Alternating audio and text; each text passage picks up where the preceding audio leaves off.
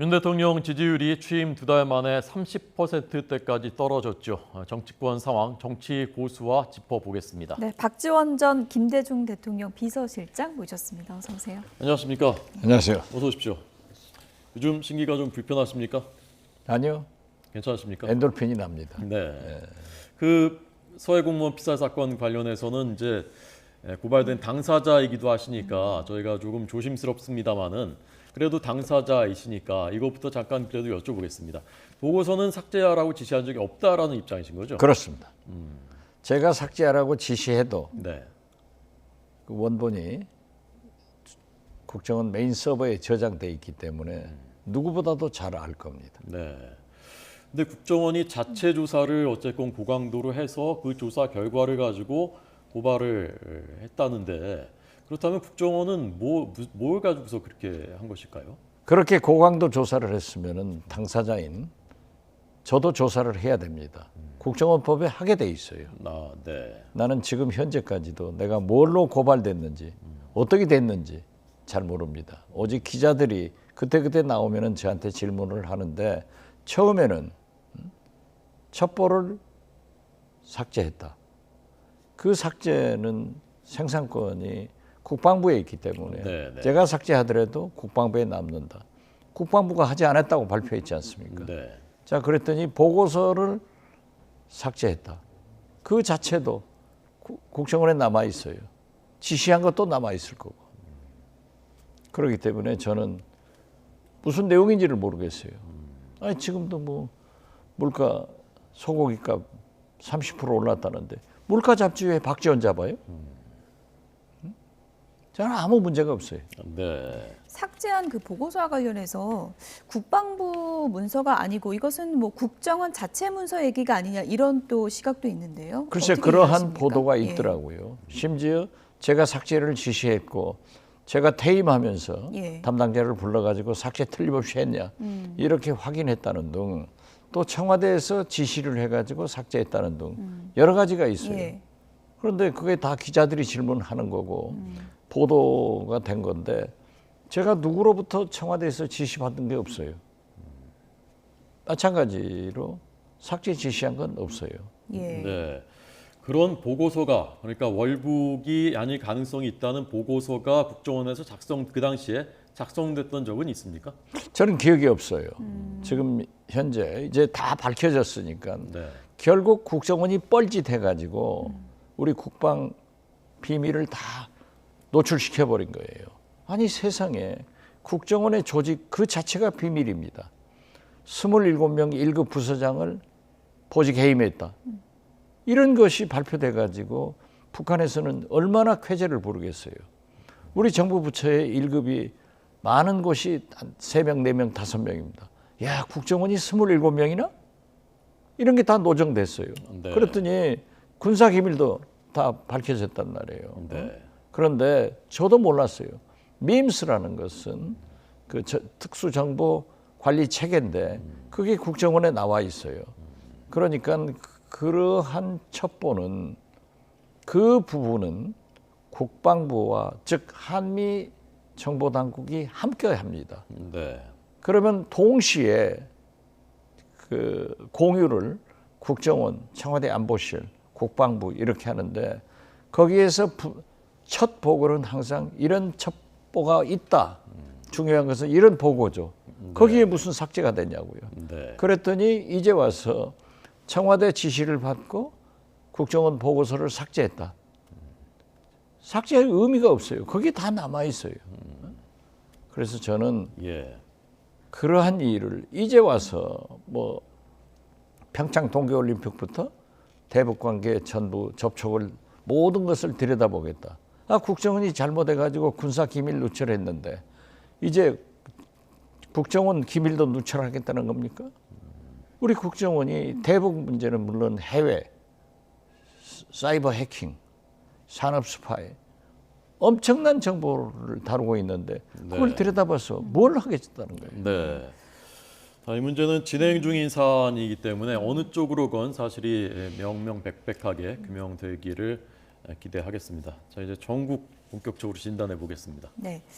윤석열 대통령 지지율부터 좀 얘기를 해봐야 될 것 같은데 최근 이제 여론조사 흐름을 보면 긍정 평가가 30%대 지지율을 기록하고 있는데 어떻게 보십니까? 오늘 보세요. 예, 대통령의 말씀은 정제되고 참모들의 검토가 있어야 된다. 제가 말씀드렸잖아요. 도어스태핑 하지 않는다고 했다가 오늘 또 시작했어요. 예. 이후 여하를 막론하고 그러면 대통령의 말씀을 국민들이 믿냐고요. 이게 굉장히 문제인 거예요. 공자님은 제일 큰 임금의 덕목은 무신분립이다. 국민이 믿게 해야 되는 거예요. 어제 했다가 오늘 또 시작해버리고 이후 여하를 막론하고 저러한 일이 반복되니까 국민 지지도가 떨어지고 있는데 거듭 말씀드리지만 30%대라고 하면은요 내각제이면은 정권이 물러가야 됩니다. 그리고 저는 부정평가하고 긍정평가가 갭이 무려 20%포인트 차이가 나더라고요. 네, 이 차이를 보면은 윤석열 대통령이 진짜 성공을 하기 위해서는 정신 제대로 차려야 된다. 저는 그렇게 말씀드리고 제가 처음부터 뭐라 했어요. 네 가지 걸 조심하십시오. 인사, 도어스태핑, 김건희 여사 부속실, 그리고 사정보다는 경제 물가입니다.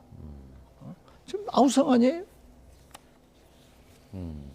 20대하고 60, 70대에서도 많이 떨어졌고 대구 경북에서도 많이 떨어졌고 구체적으로 보면 이건 어떻게 해석하셨습니까?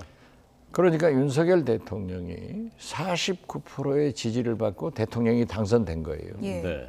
대통령이 당선되면은 반대표를 찍은 국민도 또 기권한 국민도 다 대통령의 성공을 위해서 지지를 합니다. 네. 그러니까 임기 초에 7, 80%가 가는 거예요. 그러나 이번 선거는 대통령 선거는 비호감도가 높은 그런 선거였다고 하지만은 어떻게 됐든 49% 받은 윤석열 대통령이 37%로 떨어졌다고 하면은 당신 찍은 국민 12%가 도망친 거예요. 네. 이걸 잘 생각해야지. 그래서 저는 거듭 말씀드렸지만 인사 잘하면 금방 가봐돼요. 도어스태핑 실수 안 하면 돼요. 도어스태핑 김건희 자체는 여사- 하는 게 좋다고 보십니까? 계속? 저는 또 시작했잖아요. 저 대통령을 고집으로 하면 안 돼요.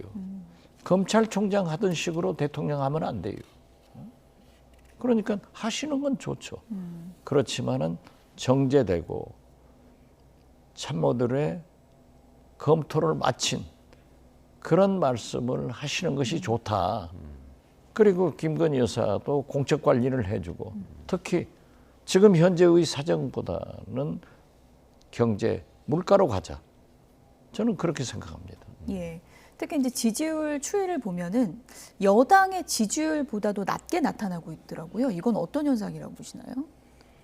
지금 뭐 집권 여당인 국민의힘도 이제 어제부로 좀 체제가 정비가 되던데요. 어떻게 됐든 예. 권성동 직무대행 체제로 6개월 가는 거 아니에요? 물론 이준석 대표는 계속 저항을 하겠죠. 예. 그렇지만 어떻게 됐든 그렇게 잡혀간 것은 참 좋은 일인데 또 못하니까 국민들이 대통령한테 보낸 거 아니에요? 잘하면 더 올라가죠. 네. 그 네 가지 중에 이제 사정보다는 경제 물가에 더 집중해야 된다 말씀하셨는데 잘못된 일이라면 잘못된 것을 그냥 덮어둘 수는 없는 것 아니냐라고 보시는 분들도 있거든요. 아 당연히 그래야죠. 네. 사정을 하지 말라는 게 아니에요. 검찰은 과거에 삽니다. 국정원도 잘못한 것이 있으면 해라 이거죠. 네. 그러면 법치를 제대로 해야지 본인한테는 말도 안 하고 조사도 안 하고 그냥 고발부터 해놓고 뭐 이렇게 흘리고 저렇게 흘리고 언론 플레이해서 돼요? 납득이 안 가는 거예요. 네. 그래서 저는 김영삼 대통령이 사정으로 국민적 박수를 받고 1년간 90% 이상 지지를 받았어요. 결과적으로 경제가 폭망해서 IMF가 왔지 않습니까? 그 전철로 가지 마라. IMF 때는 세계 경제가 다 좋았고 대한민국 경제만 나빴어요. 네. 지금은 전 세계가 미국이 다 나쁘잖아요. 그럼 우리 국민들이 물가가 천정부지 오르고 경제가 안 되고 자 최저임금 5% 올랐다? 물가는 10% 올랐으면 임금이 오른 거예요? 내린 거예요? 월급 빼고는 다 올라가고 있잖아요. 그러면 뭐 세계 경제가 미국 경제가 나쁘니까 우리 국민이 참자 그렇지 않아요. 이게 빨리 대책을 세우고 해야 되는데 나는 그 길밖에 없다. 그리고 지금 현재 지적된 인사나 예. 도어 스태핑이나 김건희 여사의 공적 관리나 이런 건 고쳐 나가면 되잖아요. 네. 고쳐 나가는데 뭐 코로나 때문에 도어 스태핑 안 한다 했다가 하루 만에 다시 시작해 버리면은 앞으로 대통령님 말씀을 우리 국민이 어떻게 믿어요? 대통령님은 오늘 말하고 내일 바꿔버리더라. 그거 안 되는 거예요. 예. 지지율 하락 요인 중에 이제 대통령실의 시스템에 문제가 좀 있는 게 아니냐 이런 시각도 있고요. 비서실장을 지내셨으니까 지금 대통령실 시스템에 어떤 부분에 좀 문제가 있다고 저는 보십니까? 한마디로 예. 엉망이라고 생각해요. 대통령의 입을 두 손으로 막을 수 있는 비서실, 대통령실. 대통령이 어디 가신다면 차 앞에 들어놓는 그런 객기를 가지고 해야지. 아니 보세요. 오늘 어제 도어 스태핑 안 한다고 했는데 오늘 또 해도 멍하니 바라보고 있는 이런 대통령실은 참 대통령이 물러갈 게 아니라 거기부터 인적 개편을 해야 된다. 저는 그렇게 생각해요. 그래서 감히 말씀드리는데 오늘 아침 한겨레 성한용 대기자의 칼럼은 깜짝 놀랐어요. 2달 만에 대통령 지지도가 30%대로 떨어지는 것도 처음이지만은 예.